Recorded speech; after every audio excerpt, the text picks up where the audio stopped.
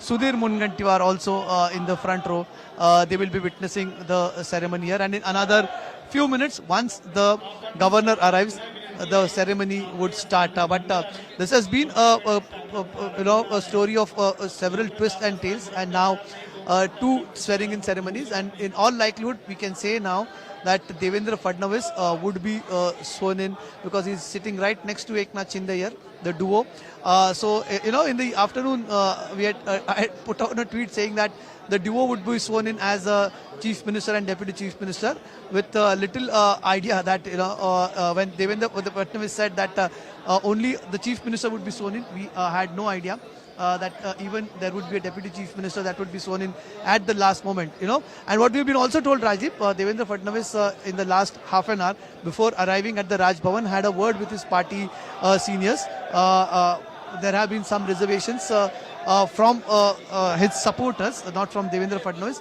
His supporters said that it's going to be very difficult for him to serve in the cabinet as a deputy chief minister, especially when he has been the chief minister of the state once.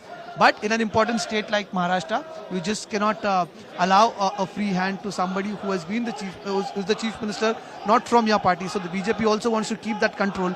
We were trying to ask Devendra Fadnavis in the afternoon that whether he's going to remote control the government or whether he's going to be the super chief minister, but that doesn't seem to be happening. Devendra Fadnavis seems to be, be very much part of the government right now, and the check on Eknath Shinde might just be coming in from his own cabinet himself. So what appeared initially as a free hand to a rebel leader, but doesn't seem to be the case at this point. There will be a BJP deputy chief minister in all likelihood. That is going to be Devendra Fadnavis. Two big surprises for Devendra Fadnavis in Raj Bhavan itself. Once he was sworn in as the chief minister of Maharashtra with Ajit Pawar, and he had to resign within 78 hours. And today, perhaps he might be sworn in as the deputy chief minister.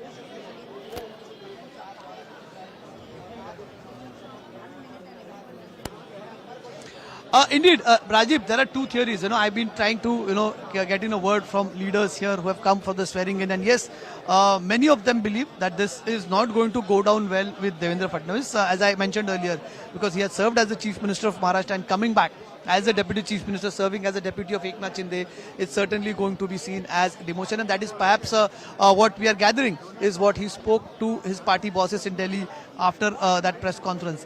In that press conference, Devendra Fadnavis was very confident when he said that there's going to be only one swearing in, that of the chief minister.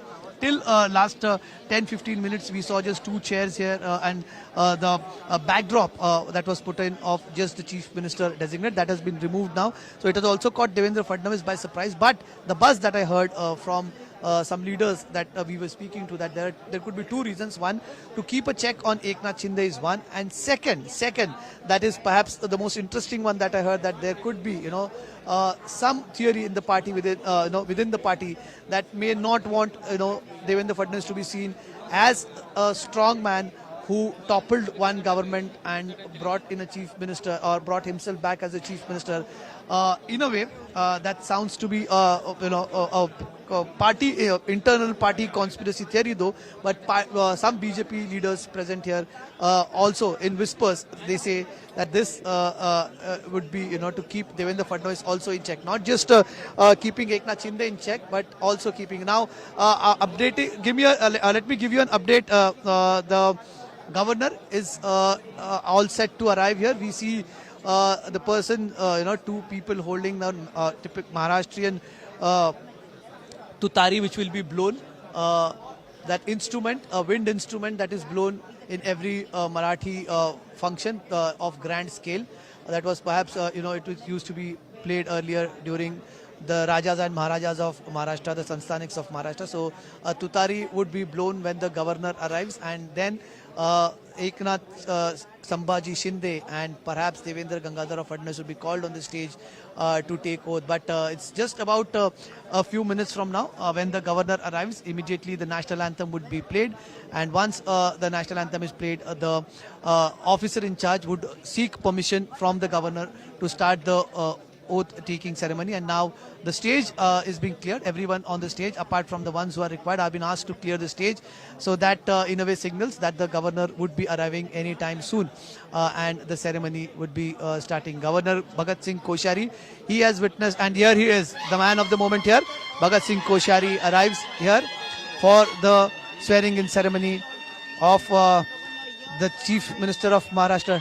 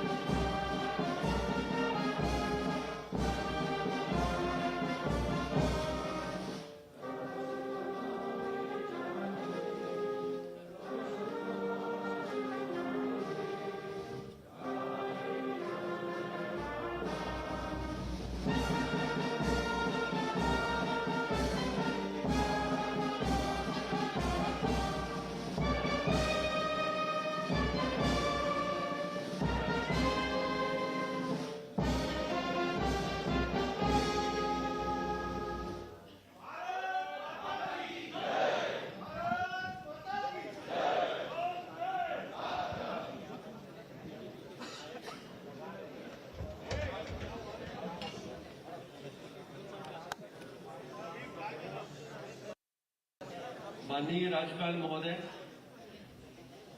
मुख्यमंत्री व उपमुख्यमंत्री पदाची तसेच गुप्ततेची शपथ घेण्यासाठी पदनिर्देशित मुख्यमंत्री महोदय व पदनिर्देशित उपमुख्यमंत्री महोदय उपस्थित आहेत.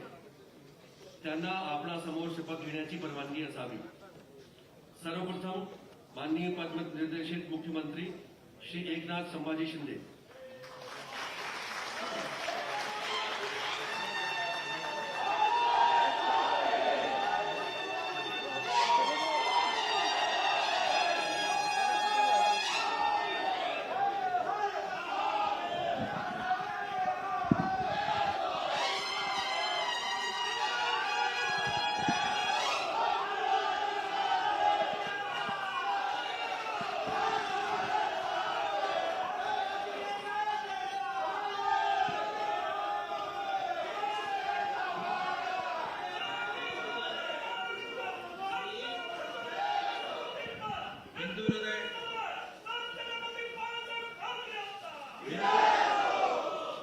हिंदुहृदय सम्राट बाळासाहेब ठाकरे, धर्मवीर आनंद दिघे साहेबांच्या आशीर्वादाने मी एकनाथ संभाजी शिंदे ईश्वर साक्ष शपथ घेतो की कायद्याद्वारे स्थापित झाले आहे अशा भारतीय संविधानाबद्दल मी खरी श्रद्धा व निष्ठा बाळगीन. मी भारताची सार्वभौमता व एकात्मता उन्नत राखीन. मी महाराष्ट्र राज्याचा मुख्यमंत्री म्हणून माझी कामे निष्ठापूर्वक व शुद्ध बुद्धीने पार पाडीन आणि संविधान व कायदा यानुसार सर्व तऱ्हेच्या लोकांना मी निर्भयपणे व निस्पृहपणे तसेच कोणत्याही विषयी ममत्व भाव किंवा आकस न बाळगता न्याय्य वागणूक देईन.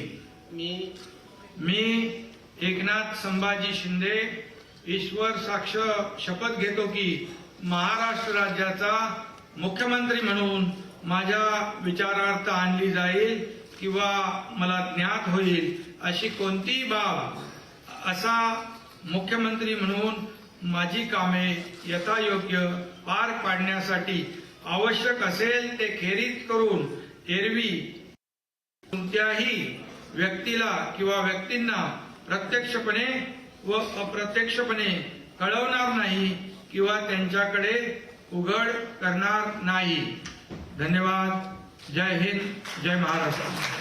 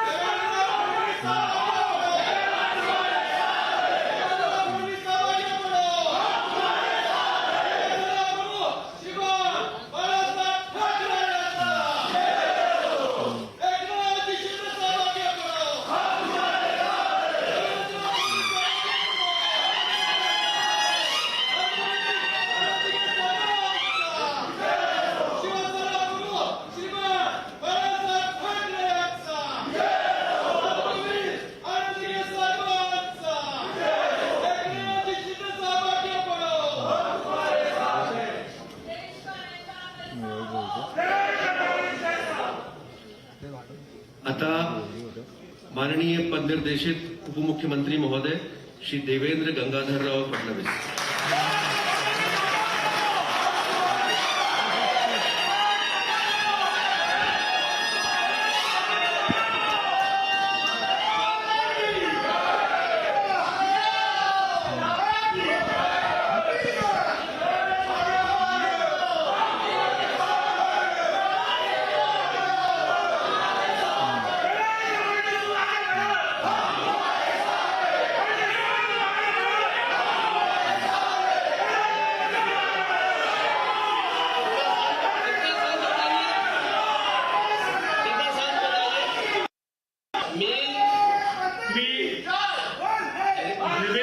गंगाधरराव फडणवीस ईश्वर साक्ष शपथ घेतो की कायद्याद्वारे स्थापित झाले आहे अशा भारतीय संविधानाबद्दल मी खरी श्रद्धा व निष्ठा बाळगेन. मी भारताची सार्वभौमता व एकात्मता उन्नत राखीन.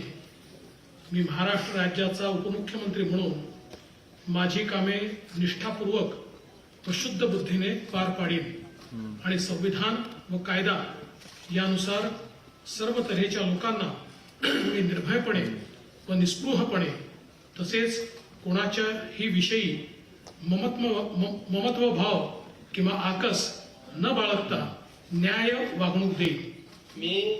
मी देवेंद्र गंगाधरराव फडणवीस ईश्वर साक्ष शपथ घेतो की महाराष्ट्र राज्याचा उपमुख्यमंत्री म्हणून माझ्या विचारार्थ आणली जाईल किंवा मला ज्ञात असेल होईल अशी कोणतीही बाब असा उपमुख्यमंत्री म्हणून मी माझे कामे यथायोग्य पार पाडण्यासाठी आवश्यक असेल ते खेरीज करून एरवी मी कोणत्याही व्यक्तीला किंवा व्यक्तींना प्रत्यक्षपणे व अप्रत्यक्षपणे कळवणार नाही किंवा त्यांच्याकडे उघड करणार नाही.